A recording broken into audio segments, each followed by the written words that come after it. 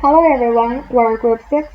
Our project focuses on ESL education in the United States. Our group member includes Adam Sundquist, Macrae Hanke, Xiujie Chen, Charlotte Liu, and I'm the narrator Xiaoxue Zhang. For the next few minutes, I will be discussing about the ESL education, problems arising from the program, challenges encountered by ESL students, and conflicts involved in it. And finally, we will offer several possible solutions to the problems and help the students better fit into the US through ESL program. First, let me walk you through what the ESL program is. ESL stands for English as a Second Language Education, which is crucial to all students from non-English speaking countries hoping to attend US schools and universities. The two most common types of ESL programs offered in the United States are Intensive English Programs or IEP and American Language and Culture Programs or ALCP. But a number of problems have arisen from the ESL program, and we identified 6 problems on the part of the program teaching modules, class arrangements, teaching hours, and students' cultural experience, costs, and conflicts between stakeholders. First, let's look at the problems with the program itself. It overlooks the fact that ESL students are usually from different English language instruction backgrounds. Most students receive English education that focuses more on writing and lacks training on verbal skills.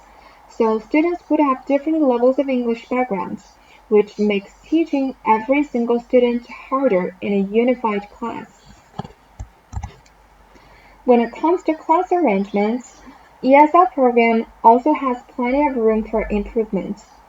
The ESL class separates the non-English speakers with native English speakers, which takes away the opportunities to communicate with native speakers from the students. Thus, it slows down the English learning process by confining students to talking only to non-native English speakers. In terms of teaching hours, many ESL programs work at a pace that is too fast for the students learning the language. The program tries to get English instruction done as fast as possible, but this too often puts a lot of pressure on the students to learn at an impossibly fast speed. This pressure can make them want to speak the language less and end up hurting their language learning experience as a whole.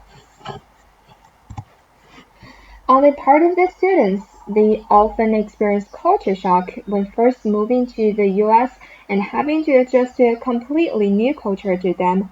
This leads them to feel uncomfortable in the new environment and decreases motivation to learn. Culture shock can lead to a desire to return to their native languages and greatly slow down the language learning process as well as slow down the assimilation process into the new culture. Financial cost is another problem. The costs of the program are usually outrageously high. The ESL program was not included in the tuition fee in most universities. Some states would cover part of the cost, but in most cases, students would have to pay out of their own pockets. This can lead to the issue of stakeholders, those with something to gain or lose within this conflict. Finally, the program also exacerbates the conflict between the stakeholders. The stakeholders in this situation are the actual ESL students, the university, and others who are involved in the financial and economic part of this conflict. ESL students have much to gain from additional support and inclusion of bilingual teaching and other resources that increase their confidence and allow them to properly perform their academics and incorporate themselves into the wider student population. ESL students have much more to gain than to lose. They have often been forsaken due to the increased amount of efforts that is needed for the university to help them succeed. They need additional instructions as well as reasonable accommodations, which will lead to better academic performance by ESL students.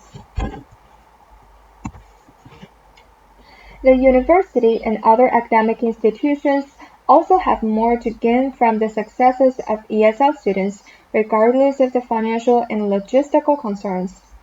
If a school has an excellent ESL program, more students will be attracted to attend the school, and they will gain more national reputation and fame, and even further financial security would be obtained. What it takes is for the university to make an investment into its resources, the time, and faculty in order to improve its ESL program and assist its students in achieving their academic successes.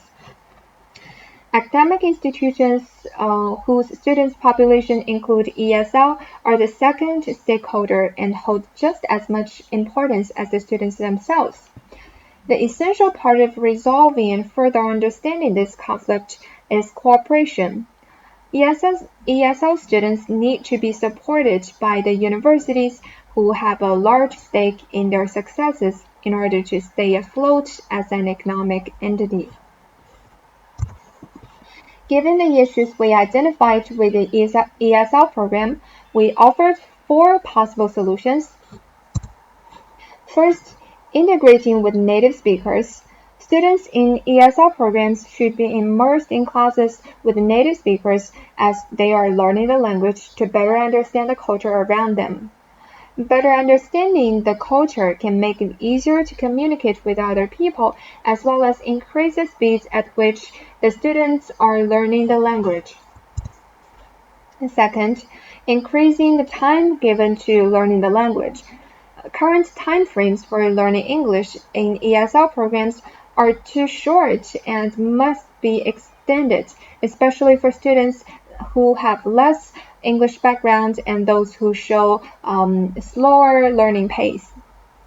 Longer time frames for learning would decrease the stress on the learners, as well as improving the grasp of English that the students has when they have finished the class.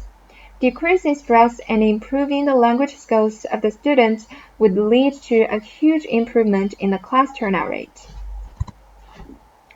Third, aiding in cultural assimilation.